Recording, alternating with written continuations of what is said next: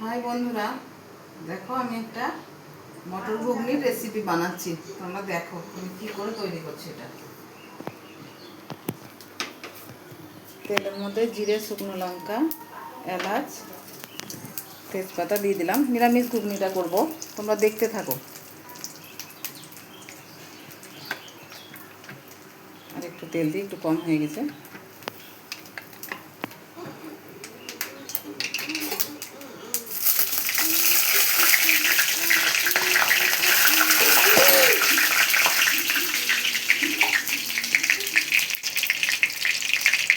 এবার এটা আমার ভাজা হয়ে গেছে। জিরে, তেজপাতা, শুকনো লঙ্কা, এলাচ তেলের উপরে দিয়েছি। এটা আমার ভাজা হয়ে গেছে। এবার আমি একটা মশলা পেস্ট করেছি, যেটা হলো কাঁচা লঙ্কা, আদা আর একটু জিরে, টমেটো দিয়ে এটা পেস্ট করে নিয়েছি। মশলাটা আমি তেলের মধ্যে দিয়ে দিলাম।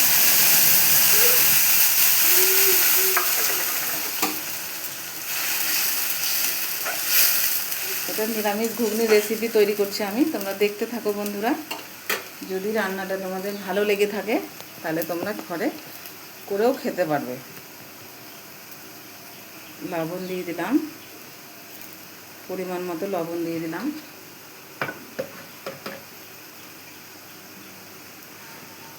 পরিমাণ মতো হলুদ দিয়ে দিলাম।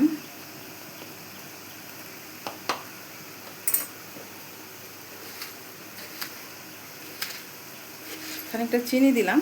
তোমরা দিলে দিতেও পারো, না দিলে না দিতেও পারো।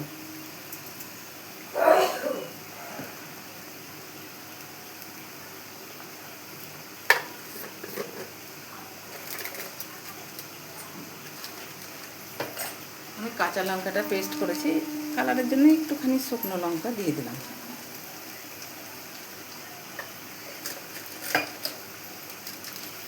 একটু গরম মশলাও দিয়ে দিচ্ছি।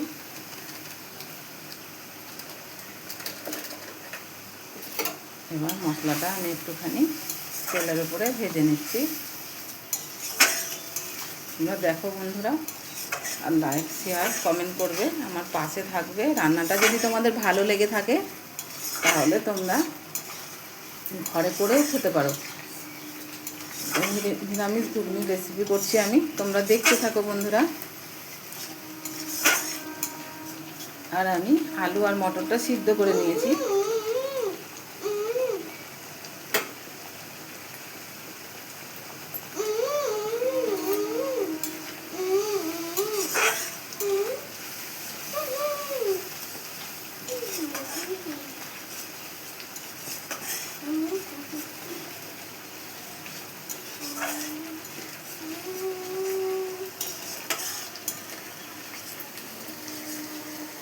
মশলাটা আমার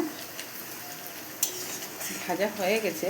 এবার আমি সেদ্ধ করা আলু মটরটা এর মধ্যে দিয়ে দেবো। এটা দিয়ে দিলাম।